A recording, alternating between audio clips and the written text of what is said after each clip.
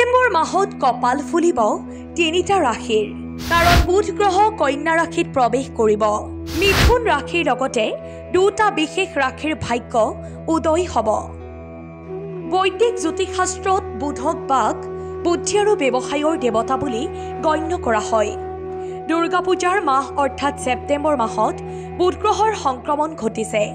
তেওঁ কন্যা ৰাশিত প্ৰৱেশ কৰিব, যাৰ ফলত সকলো ৰাশিৰ ওপৰত প্ৰভাৱ পৰিব। ইয়াৰে তিনিটা ৰাশি বিশেষভাৱে উপকৃত হ'বলৈ গৈ আছে। আহক জানো সেই ৰাশিকেইটাৰ বিষয়ে। মিথুন ৰাশি। এই সময়ছোৱাত আপুনি বিভিন্ন সাংসাৰিক বস্তুৰ পৰা সুখ লাভ কৰিব। গাড়ী বা মাটি কিনিব পাৰিব। পূৰ্বপুৰুষৰ সম্পত্তিৰ পৰাই সুখ পাব। চাকৰি আৰু ব্যৱসায়ত লাভ পাব। সমাজত আপোনাৰ সন্মান বাঢ়িব।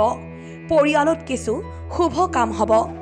ছাত্ৰ ছাত্ৰীয়ে পঢ়া শুনাত সফলতা লাভ কৰিব। কৰ্মক্ষেত্ৰত আপোনাৰ সুনাম আৰু সন্মান থাকিব। ধনু ৰাশি। এই সময় আপোনাৰ কামৰ বাবে ভাল হ'ব। ব্যৱসায়িক দিশত লাভ হ'ব। আপুনি এটা নতুন ব্যৱসায় আৰম্ভ কৰিব পাৰে। পুৰণি বিনিয়োগৰ পৰা ভাল ৰিটাৰ্ণ পাব। ছ'চিয়েল নেটৱৰ্কিঙৰ পৰা লাভ পাব। নিয়োজিত লোকৰ উপাৰ্জন বাঢ়িব পাৰে। পদোন্নতিও আহিব। সিংহ ৰাশি।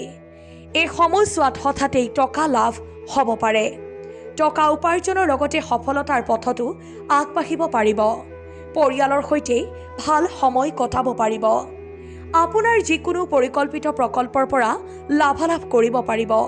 টকা উপাৰ্জনৰ নতুন পথ মুকলি হ'ব।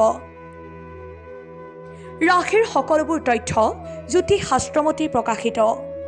এষ্ট্ৰলজিকেল ডেস্ক অসম সংবাদ।